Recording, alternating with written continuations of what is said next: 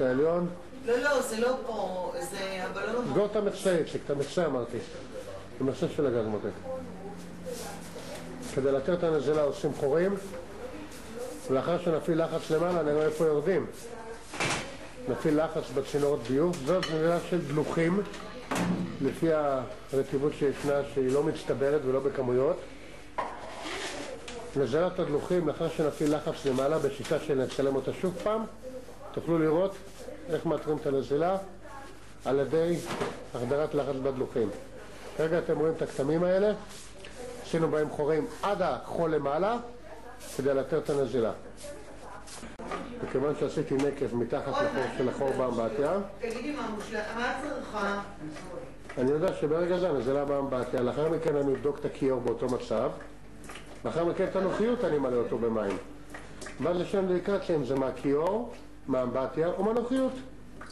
ראיתם איך שסתמנו את האמבטיה? זה השיטה. זה הסימנים של מים. תסתכלו על הרצפה. עכשיו אתם תראו את המים שיוצאים מהרצפה. שימו לב. תתחיל. תעבור לחור הבא, גבי.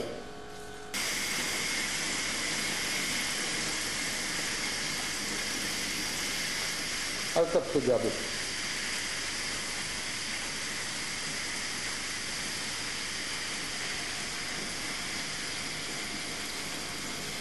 אל תפסיק, גבי.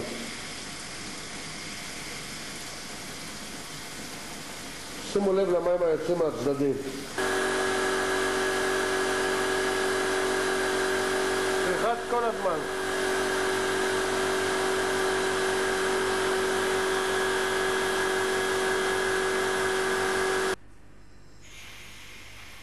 תראה לנו איך אתה מוציא חול, יאיר.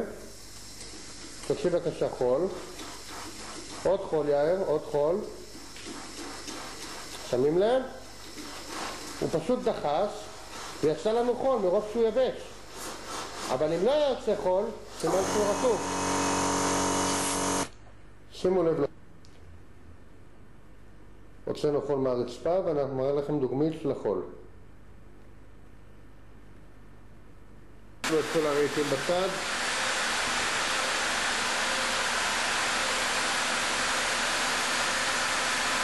בסוף היום הם יקבלו דירה יבשה, אקדחים מחוברים.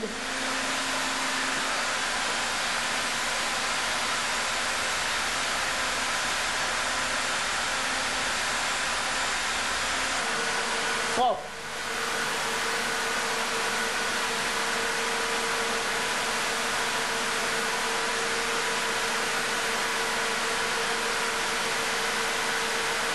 עוצמת חום אדירה.